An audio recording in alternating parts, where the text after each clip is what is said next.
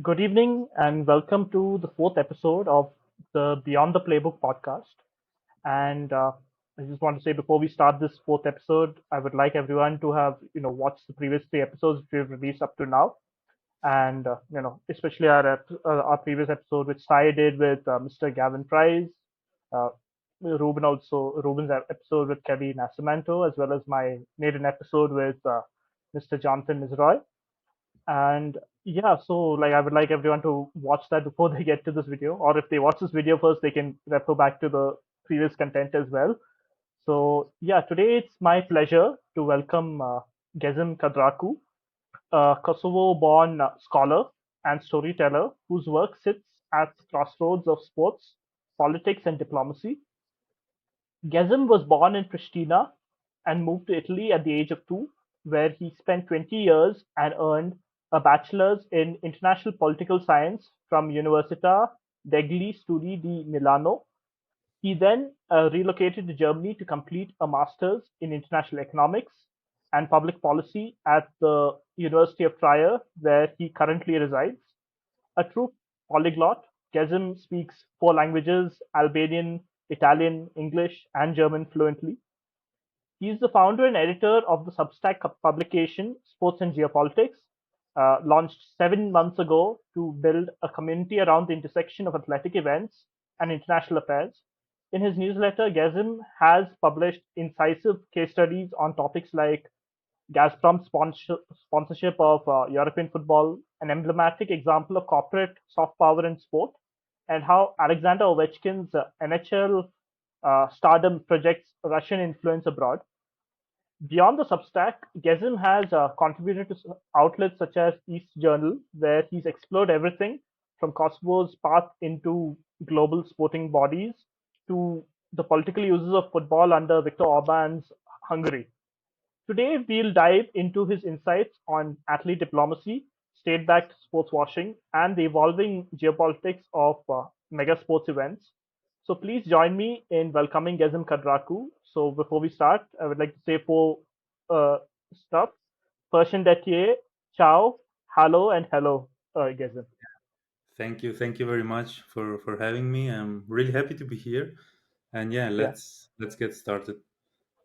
Yeah, so I think the first thing I would like to talk about is like your personal journey. So you are a pretty international person. You grew up, you were born and you grew up in Kosovo and Italy, and you're also studied and you're currently working in Germany. So just wanted to know how that shaped your interest in this intersection of sport, politics, and diplomacy. Like this, it's a pretty cool confluence, and how it inspired you. That's one thing I wanted to ask.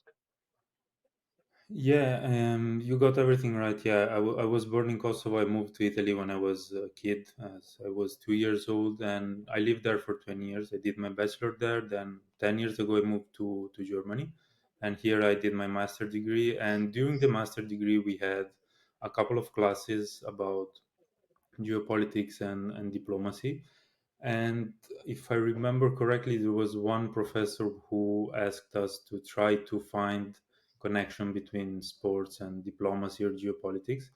And that was the first time when I actually realized, okay, probably there might be connections. And I remember I loved doing that exercise, and it was the first time that I found connections. Now, to be honest, I don't remember which one was the story correctly, but yeah, since then I started to try to find more and more stories because I grew up playing football, and football was a big part of my life. I played football, I watched football, but then at some point I just step by step lost my interest on what was happening on the pitch, and I got more interest on what is happening actually off the pitch because it's much more interesting, and that's brought me until the point to open my Substack newsletter.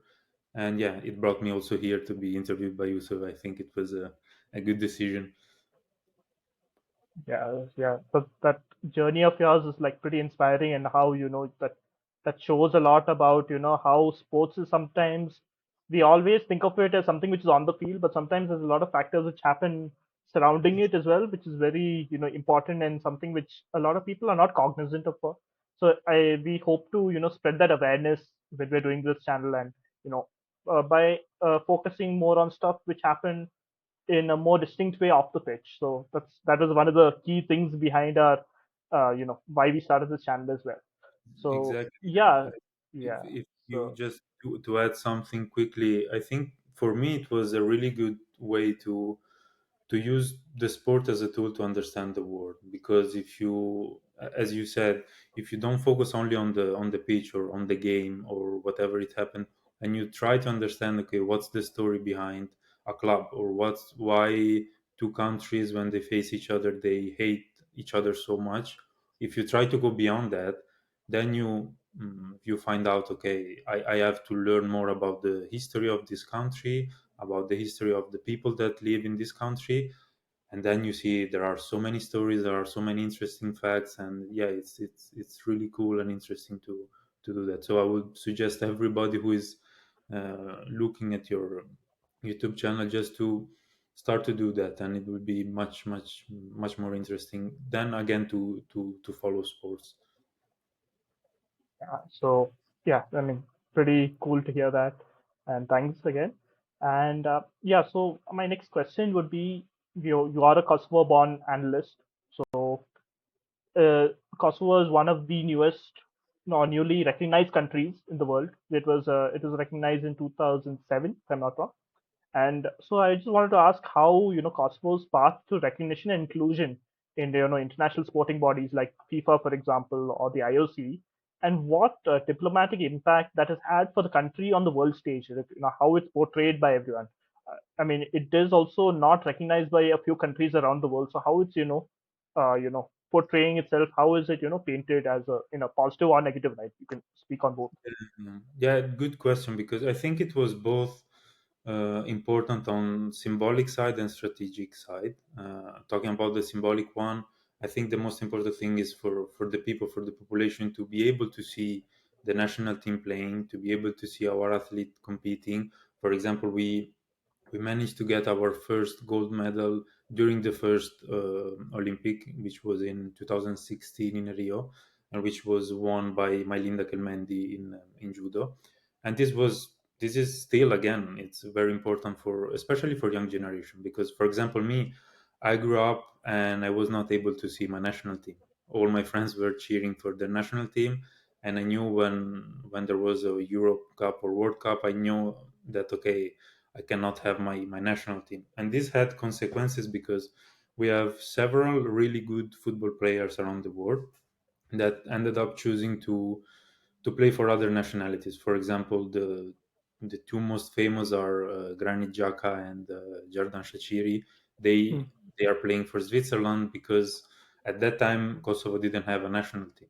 Then moving to the strategic one, I think it helped us both to have better relationship with those countries that didn't recognize us.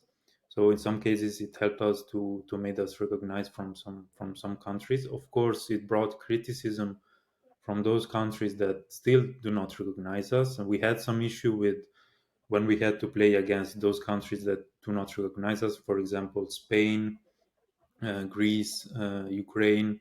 The some matches were played in a neutral pitch, but overall, I think it was a really good example how you can use sport as a soft power tool. And I need to highlight one fact that behind all this process, there was one person. And this person was Fadil Vokri, who was the best football player in our history. Sadly, he passed away a few years ago, but he was the guy behind all this process because thanks to the amazing job he did, the networking, and the people he knew, he made us reach the point to, as you said, to be recognized. And yeah, if it wasn't for him, I don't know if we would be where we are right now. Yeah, like I mean, the Kosovo as a country is a very interesting country, in general, because if I got to know this from reading one of your Substack articles as well. So Mhm. if I'm not wrong, they were one of the first. They were an autonomous region under the former Yugoslavia, and they were one of the first regions which were against a unified Yugoslavia, and uh, with the quirk of history, or I mean the twist of history, they ended up being one of the last countries to secede Yeah, from what is exactly. now currently Serbia. So it's a Yeah, pretty interesting region as well, especially the whole Balkan region and in general. To read about the history about it, it's super interesting. I would like implore a lot of people to actually get to know about this region. It's pretty yeah, distinct. yeah, just to give a short, very short summary for those, because Balkans in general is complicated, even for us that comes from Balkan. But what former Yugoslavia was six republics and two autonomous region. But the vast majority of these people were ethnic Slavs. That's why it was called Yugoslavia. And we, Albanian of Kosovo, we were the only non-Slav ethnic group in this country. So that's why we were the first one, and we actually never really felt part of it. And then, yeah, of course, sadly happened what happened. But yeah, that's a really interesting story to read, and complicated. I know it's complex to understand. Yeah. So, yeah, I wanted to like. I think this is one of your most recent articles. So you did write an article about Alexander Ovechkin, who recently broke the NHL all-time goal-scoring record, beating the great one Wayne Gretzky's record in the process. So you examined his public persona very detailed, and you also detailed his ties to the political leadership in the Kremlin, which is Putin. So you also, so how do elite athletes like Ovechkin shape the international perception of their particular home countries? That's one thing I want to ask. Okay, so yeah, thanks for summarizing actually who he is. But yeah, for those who don't know him, he is a really good hockey player. He managed to broke the record as you mentioned. And yeah, the criticism was the fact that he's from Russia. He has been playing in the United States for over 20 years, if I'm not mistaken, if I remember correctly. And yeah, he actually never took a strong position against the war. He has a really good relationship with Vladimir Putin. If you check his Instagram account, he still has the profile picture with Putin. And then it brought some criticism because to me, this case shows a bit of incoherence from the Western countries. Because right after the war broke up, some governing bodies decided to boycott Russia completely. Also, even singular athletes were not able to play. I remember some tennis players, they were not allowed to play Wimbledon. But then we have this case, which nothing that happened to others happened to him. So then the question arises, okay, why we do something and we boycott some athletes, but we don't do the same for other athletes? In this case, probably the main reason is that because he's the best of the team and nobody has any issue against him.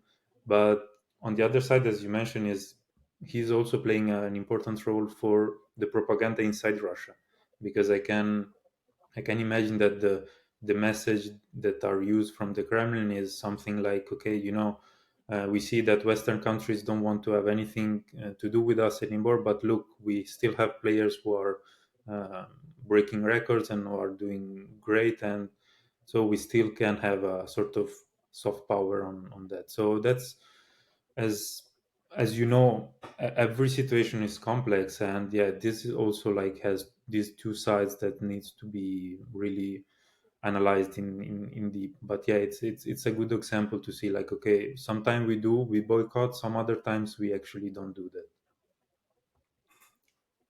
Yeah, especially like with sport in general as well. Sport is, whenever we think about sport, we think of it in a very positive light, right? Especially when we think about a particular team or a particular athlete, for example, we generally revolve around, or we always circle around to whatever they've done good. We don't think as much about their inclinations or the political beliefs or what they stand for sometimes. And sometimes that importance is not given by society. I think society, as a society, can be better with how we discern athletes.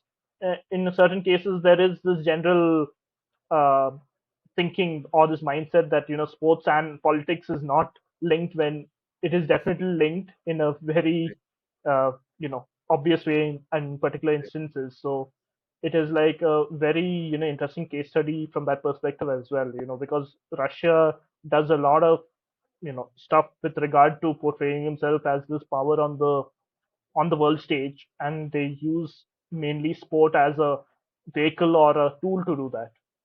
Yeah, So yeah, yeah, totally yeah, agree. Totally agree with you. And yeah, it makes me laugh all the time when sometimes we accept to mix politics and sports. Sometimes we don't accept to mix it, but it's always been intersected, and it's always gonna be. We like it or not. yeah, and like to to transition, even we have like stars like Francesco Totti traveling to Moscow to have like a summit or a meeting of sorts, to promote this thing. So when athletes like this get involved, are they doing just PR, or they are actually facilitating like a diplomatic opening? So what are these factors which determine the line between sports diplomacy and plain propaganda? Like what is a clear, white line or bright line? Good, good question. So for this event, so let's start by saying that this event was not that important on the diplomatic level because Francesco Totti did not represent the Italian government, did not represent the Italian foreign minister. He went to Moscow as a private citizen. He got some critics for that, so he has to deal with that, and good luck. But yeah, to me, this kind of event is more as a, how to say, like it breaks the ice of rebuilding relation with Russia, because from European perspective we stopped having a relationship with Russia for the last 3 years. The narrative on point was against Russia. So what the population is used now is to think, okay, we're not gonna have any relationship with Russia anymore. But that's not the case, because at some point we will have to get back to those to have relationship with them. So these kind of events to me work as a, as I said, to break the ice, to see, to show, okay, look, actually we might get back. It's not an event that changes something. So, and coming to your second question, the line between propaganda and diplomacy, to me, every event can be seen or considered as propaganda or diplomatic. It depends on how, on which eyes you look at that. I think it's important when you analyze something to ask, okay, who is organizing this event? Who are the actors involved? Is there any space for freedom of speech? Is this football player or athlete being used to represent the people or to serve a regime? So, but in this sense, in this case, sorry, I think it was more a propaganda from the Russian perspective, because again, to link to what we were talking about previously on Ovechkin, they also have now another narrative to use to say, okay, still, you see, the Western country don't want to have anything to do with us, but we manage also to invite their players to attend our event. So we are still powerful. And yeah, this is what was my conclusion about the Totti visit to Moscow. Yeah, I think even in that article you did mention that Italy, symbolically speaking, has been generally more closer to Russia in terms of the relations as well. So that made the visit more palatable, at least for the Italian public. That is also there because Yeah, yeah, yeah. Absolutely. Yeah, I mean, we might need a full other interview to speak about that, but just to put it shortly, after the Second World War, Italy was the European country that had the biggest communist party, and that was a big danger for the US. And there were so many stories and really I mean, we will get lost to that, but yeah, that's why. And still today, still up until today, you can feel that Russia is not seen as a real enemy from the majority of the Italian mm, people. So this, of course, helped. And it was not the case, I believe, that an Italian football player was invited by Russia. yeah. So like I mean, one thing which comes to mind when we are talking about like positive diplomacy, I'm a Chelsea fan, so from that perspective, Didier Drogba, what he did to help curb the civil war in Ivory Coast was like one of the most prominent examples of what athletes can do, what power they have to actually influence change in society or in their country in general. So like I think in general we sometimes underestimate the power that athletes have to inspire the society in general, and I think that is something which we can keep in mind when we're doing it. Especially, we can actually demand more out of athletes, especially in with respect to certain basic human rights. That's one thing I would like to say. Yeah. Totally agree with that. And thanks for mentioning Drogba, because that it's a story I should write an article about actually. Yeah, like he's like one of my favorite players, by the way. So like, I would definitely read it. So yeah, you did. So from a, there is Gazprom. They Mm. are like heavily involved in European football, at least until recently. Wherever you could see, at least on the UEFA Champions League, if you watched a UEFA Champions League game, you would see Gazprom everywhere. So you wrote an article about how they use corporate sponsorship as a way of portraying soft power. So like, how by being, involved with football, by using football in this case, so how did their involvement illustrate the use of corporate sponsorship for geopolitical ends? And what lessons did UEFA's response offer for sports governance in general? That's a good question. Thanks. And I might need more time to explain this because Gazprom case is really interesting. I think it's the most powerful example of using corporate sponsorship to achieve geopolitical goals. Because the mistake that the majority of people did was to consider what Gazprom was doing only business. So on the surface, you see this huge Russian energy company that is signing deals with football clubs and football organization, and I think most of the people thought, okay, it's just about money, but it was not about money. It was about influence. It was about trying to get European countries more dependent on Russian gas. And one important thing is when we talk about Gazprom, we have to remember that the major stakeholder of the company is the Russian government. So when we speak about Gazprom, we are speaking about Vladimir Putin. And Putin used the company as a tool, as a strategic tool, to again to increase the influence of Russia in Europe, and they managed to do it quite well. Because I will try to summarize the journey of Gazprom. It started with purchasing the Russian club Zenit St. Petersburg. With Gazprom money, the club became better. They started to win different Russian championships. They also managed to win the UEFA Cup, and then Gazprom started to do some shopping in Europe. They also signed a deal with Chelsea, but the biggest ones were the sponsorship with Schalke 04, a German football club, and Red Star Belgrade in Serbia. And in both cases, it was not only about football, but it was about gas, because the German case is a good one to understand, because right before the sponsorship deal was signed, the German government, together with the Russian government, signed a deal to build this gas pipeline. And the gas pipeline started from Russia and directed to Germany through the Baltic Sea.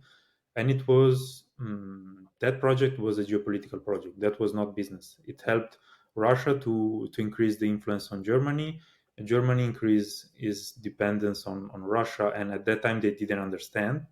After the war broke up, they understood the mistake they made, and yeah, and then the last how to say the last achievements of Gazprom were the sponsorship with UEFA and FIFA, because they became the main sponsor. As you correctly mentioned, when you think about Gazprom, you immediately think about Champions League, because we were used to see Gazprom everywhere when there were Champions League matches, and also during World Cup.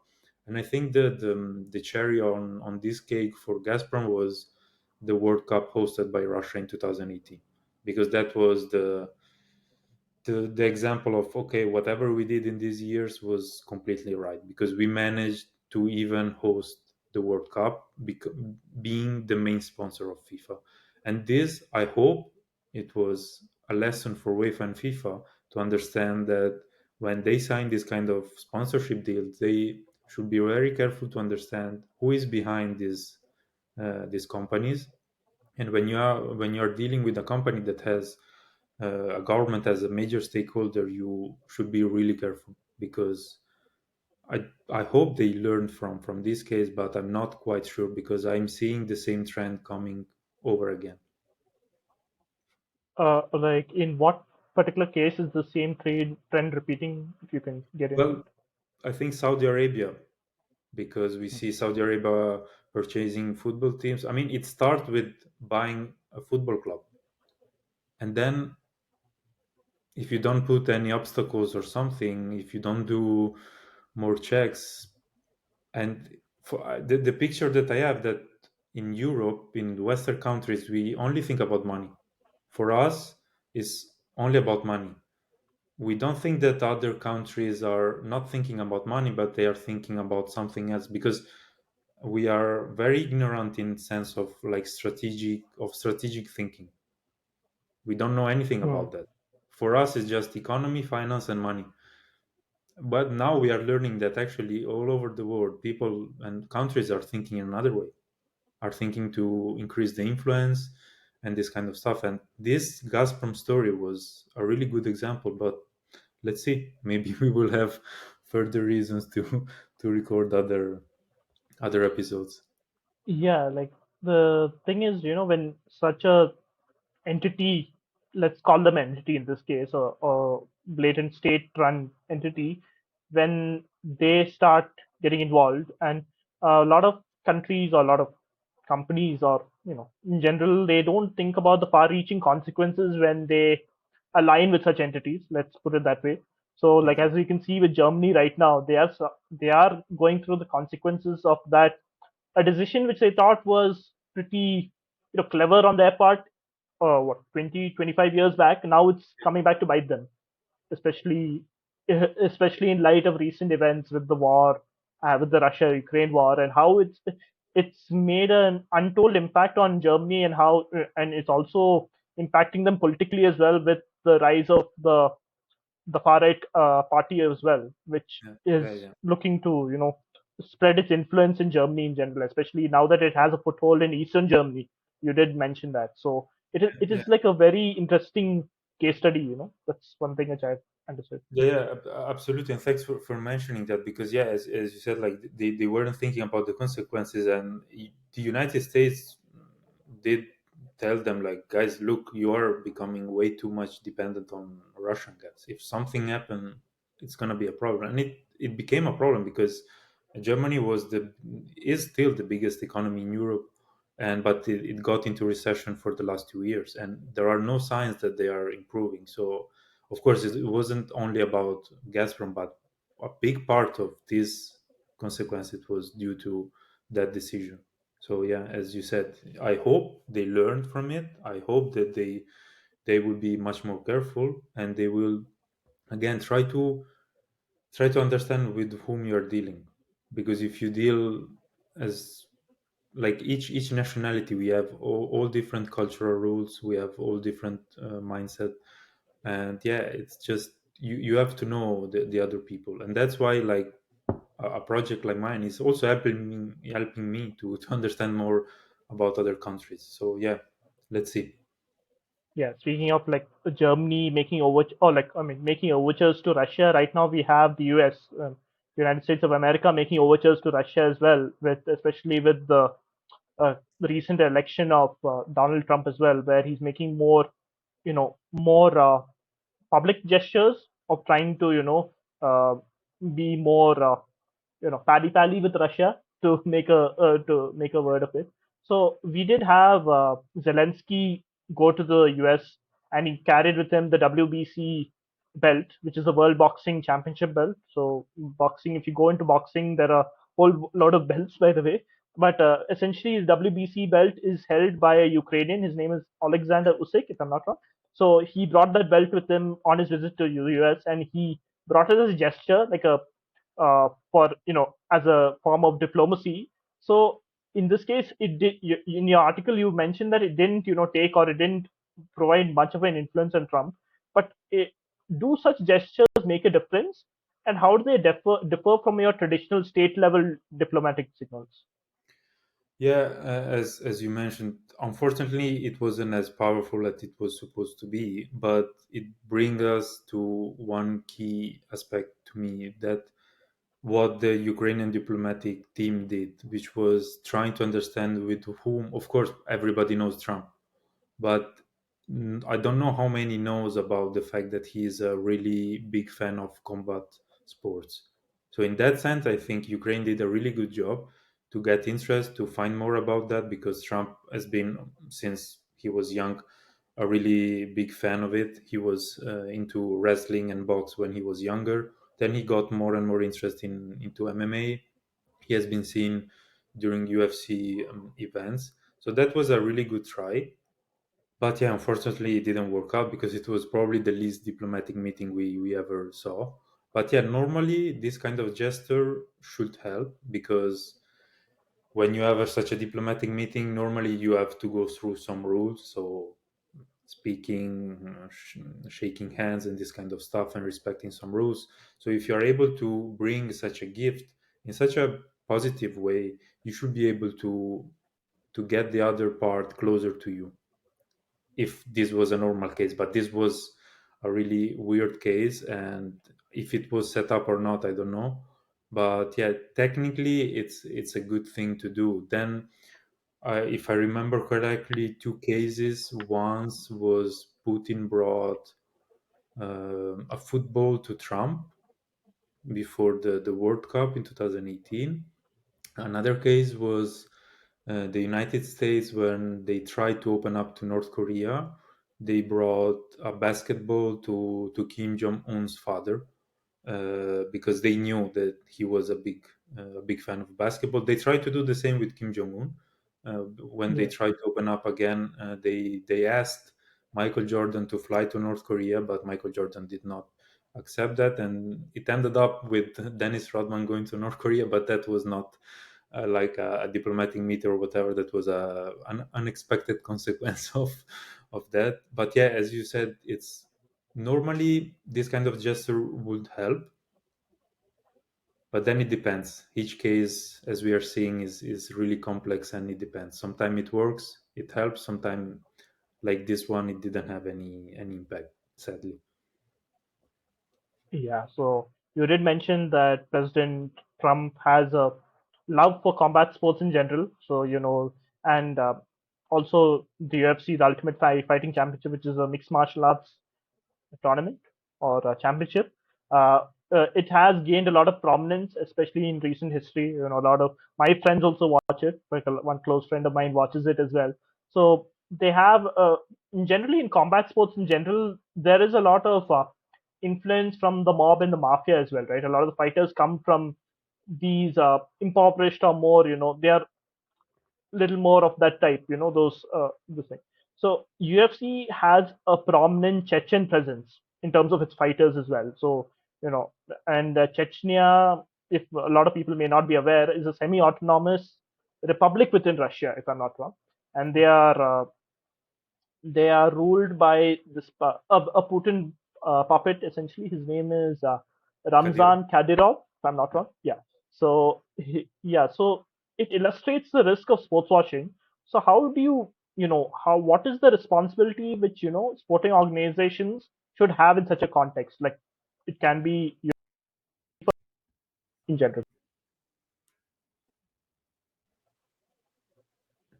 Yeah, this is a very complex case, because I'm not a big fan of the word sport washing, especially how this is used, because I see way too many journalists or analysts just labeling something as sport washing. But as we are seeing now, every situation is so complex, and you cannot label something as sport washing all the time, because every time is something different.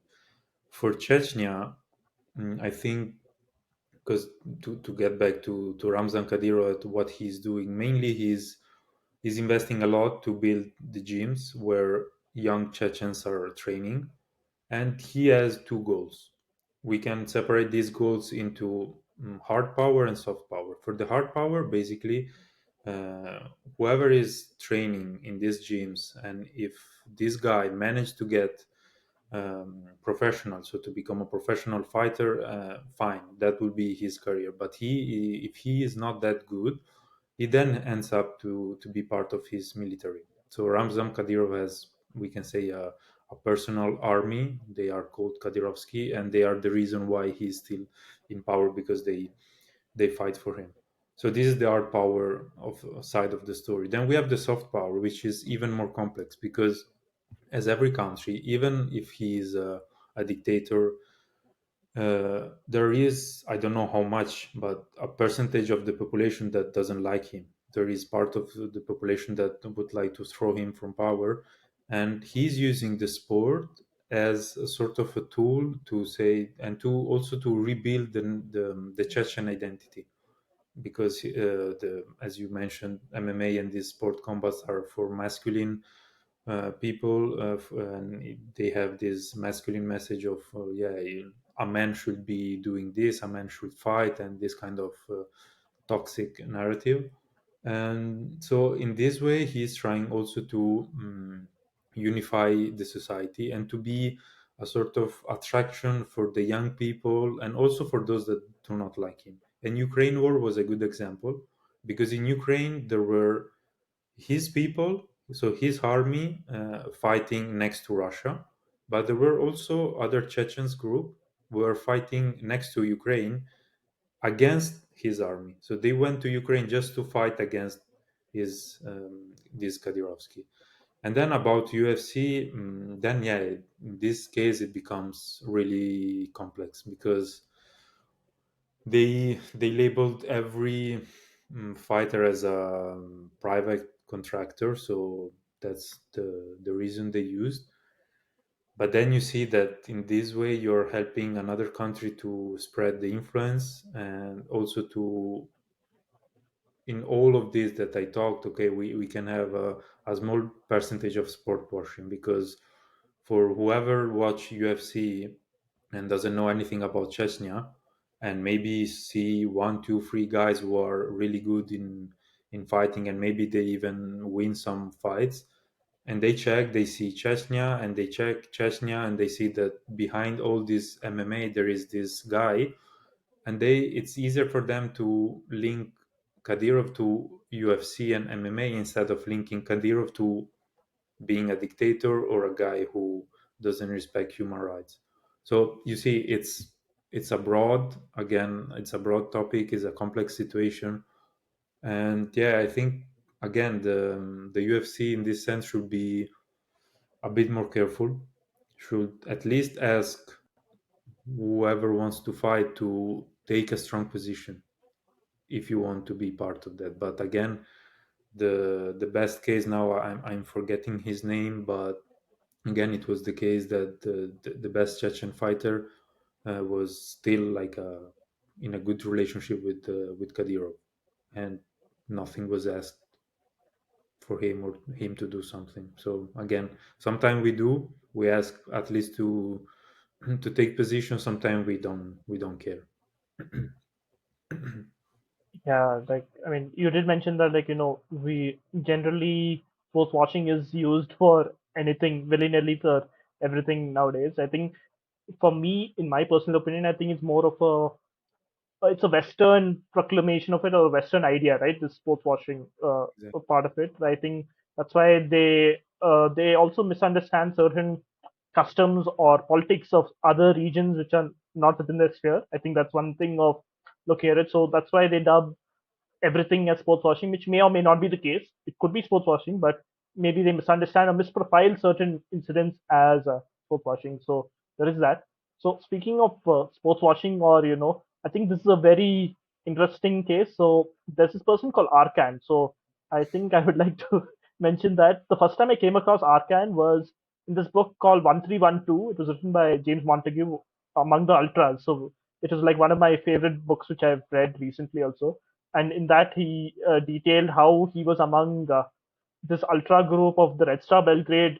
I think they were also a part of Arkan Star Tigers, right? So like, and how Arkan, I think you wrote an article how he bought a Serbian club called Obilic and he took them to the Champions League, and how he used a lot of intimidation to how he threatened the referees and how he intimidated the opposition as well. So sometimes how do warlords exploit governance like this? It's just absurd, I tell you. And like he had a getaway of using his wife to own the club, and how can bodies or governing bodies be more vigilant against such blatant acts? Yeah, this I think this story has nothing to do with other stories because again it's just him. He was, yeah, a criminal. He was accused of war crimes. He was part of the Serbian paramilitary in that killed several people in Bosnia and Kosovo. And yeah, basically he was a criminal, and when the war finished, he didn't know what to do, and he thought to buy this football club, which at that time was in the second division. And in 2 years, he managed to bring the Obilic to win the Serbian championship, and they were eligible to play the playoff of Champions League. Only in that time, only when they had to travel to Germany because they had to play against Bayern Munich, then the government bodies realized, okay, we have an issue here because the president of this club is actually a criminal. But yeah, I mean, some stories are just too obvious, as you said, like how it's possible that nobody noticed, how it's possible that until that point you don't watch and you don't check. So yeah, that this is a bad story because yeah, he almost managed to bring his football club to Champions League. But the interesting part is that it didn't stop it. Like UEFA did not anything to stop the club to play the playoff against Bayern Munich. They lost, and then that was not over yet because then after losing that match, they played the playoff for UEFA Cup against Atletico de Madrid again. And yeah, the scamatar that he used, it was okay, I'm not gonna be present at the stadium because if they find me they're gonna arrest me. I'm gonna send my wife. And yeah, that's how he managed to do that. So it brings a lot of question. And yeah, which some I really have don't know how to to answer, because to me it was so obvious, like how can you let this guy do whatever he's doing. I mean, okay, he can do that in Serbia because maybe he had, of course he had more power and he used violence and everything he could use to do that, but it should be stopped there. You don't let that club to play in Champions League and in UEFA Cup too. So it's a bad story, and again, it should be known for whoever wants to deal with this, who wants to work in this field, to understand, to be careful. Yeah, so I think we've been negative, not negative, but like we've been a little more realistic up until now. So I just wanted to ask about how Shakhtar Donetsk, they're like a very famous example of being displaced by their from their home stadium. They play at a very world class stadium, and how that stadium was destroyed, and they've been forced to play in another country almost now. They're right now playing their Champions League games, or even their home games. They play in Schalke Stadium, if I'm not wrong. Exactly. Yeah. So in this case, I wanted to talk about how such institutions play a role in sustaining the national morale and increase the international awareness during such a conflict, and what are the ethical considerations that should be involved here. Yeah, that's a really good story because again, it has the positive side and the negative one. Because yeah, Shakhtar has been playing in exile since 2014, if I'm not mistaken. But yeah, the most powerful message that they send every time they play is, look, okay, there is a war going on in our country, but we are still managing to play, which means that our people still fighting. We are surviving. And it was wonderful to see them having really good matches in Champions League. If I'm not mistaken, they managed to beat Real Madrid, but I might be wrong. So that's, yeah, the good part of that, because it helps. It also helps other people and other countries to remember that there is a war. Because yeah, when the war broke up, we all got shocked, and but we followed the war for a few months. Then I believe most of the people got, let's say, tired of that war, and Some probably even forgot that there is still a war going on in Ukraine. And when you meet an Ukrainian football team and a successful one like Shakhtar, yeah, they remind you, look, it's not over yet. But then, yeah, the negative side of this story is the owner, because the owner of Shakhtar is this guy called Akhmetov. He was a pro-Russian guy. He invested a lot in the pro-Russian political party. He was one of the reason, I think, to what happened, because he really helped the pro-Russian influence to increase in Ukraine. And when the war broke up, he found himself in a really difficult situation, because for some he was the enemy, for some others he was the good guy, and now he's trying to move to position himself as the guy who wants to invest a lot in Ukraine, that he wants to rebuild the country. But yeah, again, as for each situation is complex. And but for in this case is Shakhtar Donetsk is still a good example, because I cannot imagine how difficult must be to play so far from home and to keep the club alive, and to even attract players to play for that club. Because if I were a football player and maybe I got an offer from Shakhtar, maybe it might be easier to say no, because it's a really complex situation. So it's a really good example of fighting and not giving up. Yeah, I think just to maybe to segue a little bit. So Mikhailo Mudrik was bought, and I'm a Chelsea fan, so I'm just letting that come through. So was that? I mean, I just wanted to pick your brains over this. Was that sale more politically motivated, or was that like a pure financial deal, in your opinion? So can you repeat the question, because I think I lost the first. Yeah. So Mikhailo Mudrik transferred from Shakhtar to Chelsea in 2023. So, no, sorry, Ah, 2024. 2023 actually, the winter of 2023. So it was a one of the largest transfers in Ukrainian history. Was that politically motivated, or was that like a pure financial, transaction? good point. To me it was not political, because I don't see. I mean, I must admit I didn't follow that case that in details, but I think I would have noticed if there was something political about that case. So I think it was just merely financial. But Hmm. I mean, until the point, of course, there are some information that we don't have access, so it might also be the case. But if you ask me, I would say it was more like a normal transfer, and yeah, for financial reason. So yeah, I mean, 8 months back we had the Olympics, the 2024 Olympics, which happened in Paris. So normally before the Olympics or during the duration of the Olympics, a gesture or a gesture called the Olympic truce gets enacted.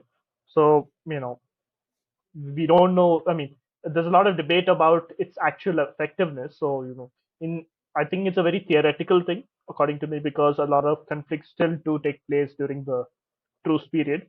So, but I just wanted to ask, how effective is the modern Olympic truce in halting conflicts or fostering dialogue, and what measures could strengthen its impact? So, I think the one time where it was really effective was, I think, in the precursor to 1994 Lillehammer Winter Games, where I think the Sarajevo there was like a temporary ceasefire, if I'm not wrong. But yeah. Yeah. That was a really good case, and thanks for mentioning it. But yeah, coming back to 2024, yeah, we saw that it was not effective, because Israel did not stop the war, and actually just showed us again the incoherence of the Western world. Because in that Olympics, Russian and Belarusian athletes were allowed to compete under a neutral flag, and but nothing was requested to Israeli athletes. So sadly, I can say it's not effective.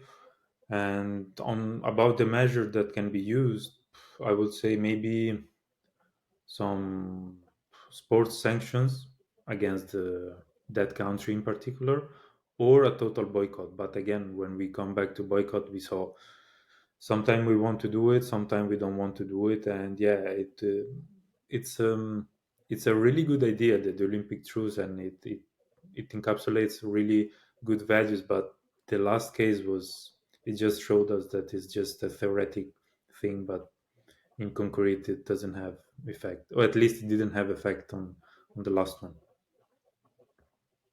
Okay, so I think we're near the end of our interview, by the way. So I think this is the penultimate question. So, from a policy perspective, so China has made a lot of investment in Africa in terms of their infrastructure, and this is part of a whole larger initiative of theirs, the Belt and Road initiative of theirs.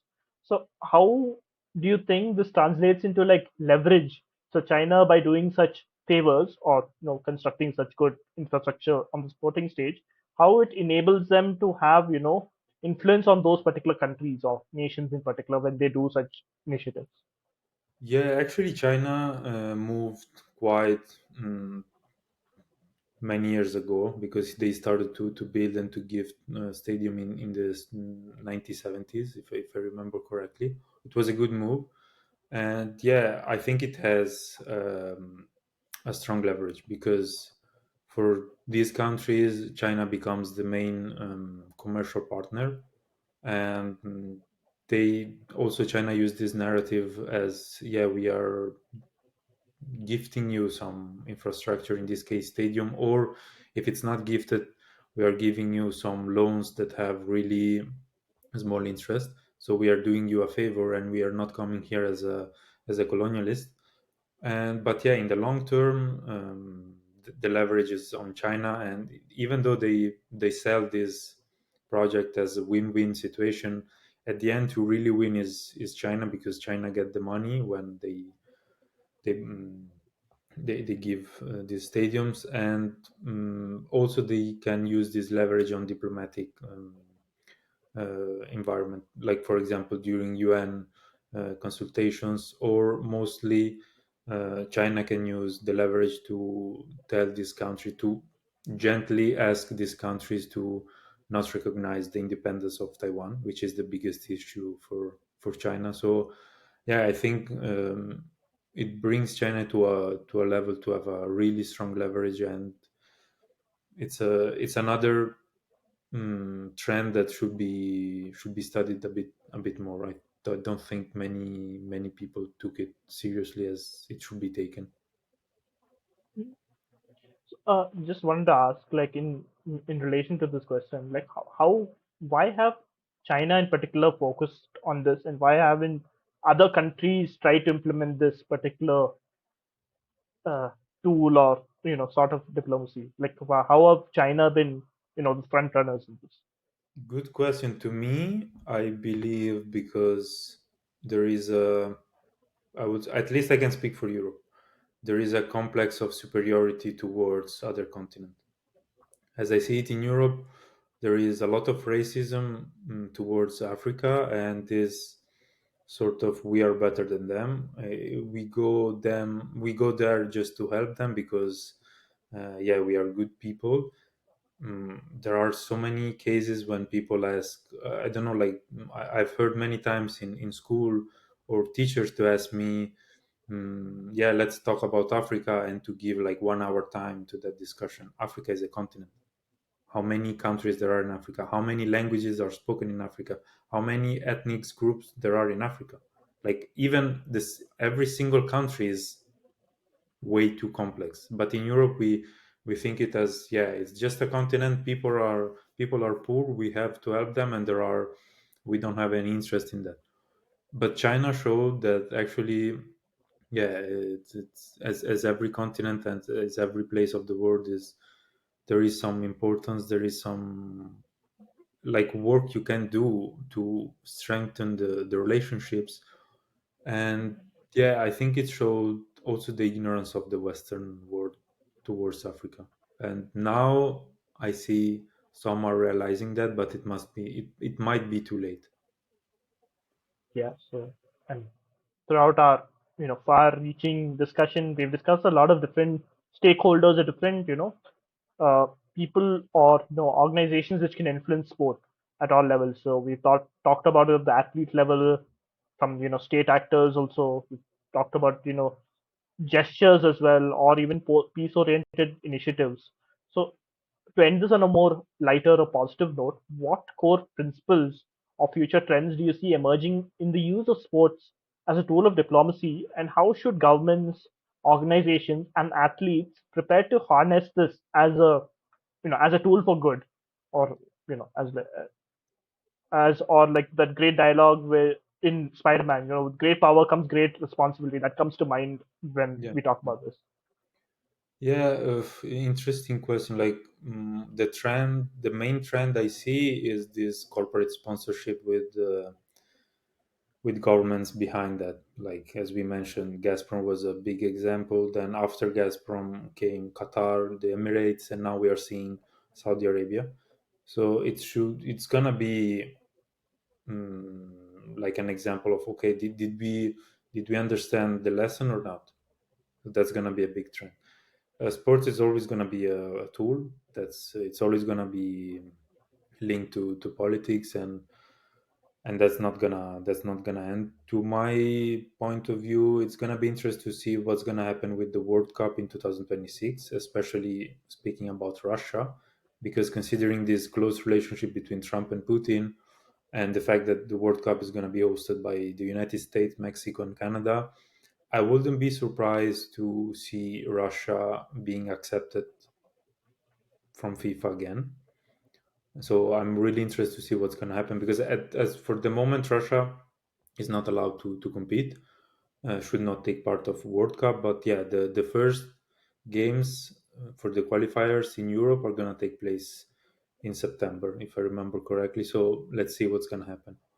And yeah, as you said, like the trends are, for me, these are the main trends, and it's gonna be interesting to see how far every time we go. But yeah, again, the sports is gonna always gonna be a really good part of that. And as I see it, even though it doesn't have the power to change the balance of power, it's a really good communication tool. And sometimes when it's used like Kosovo, it's a really good soft power tool. Or China, for example, the last one we mentioned in Africa. Yeah, so I think we'll get our answer with regard to the to Russia taking part in the 2026 World Cup by the end of this year, because they will have to do the draw as well by the end of Yeah. this year. So I think we'll get our answer soon on that perspective. But overall, I just wanted to say thank you very much for giving a lot of, your precious time, and doing this, agreeing to do this interview with us. And I'm glad that you like you were saying. I just wanted to ask, like, how did the interview go? And I think that is something. No, thank you. Actually, it was a pleasure for me, and like you are the first one who actually asked me an interview for my newsletter, which was a hobby project. But yeah, lastly, I'm seeing an increase in interest on it, and I'm really happy because yeah, it means that people wants to know more. And yeah, it was a good chance to even speak, because yeah, I'm used to write about these topics, but I don't have people to speak about. So yeah, it was a pleasure for me. Really, thank you. So thank you very much, Gezin. And yeah, guys, please like and subscribe and drop a comment also below the video. And yeah, totals until next time. And please wait for this to come out and wait for our fifth episode in the series as well.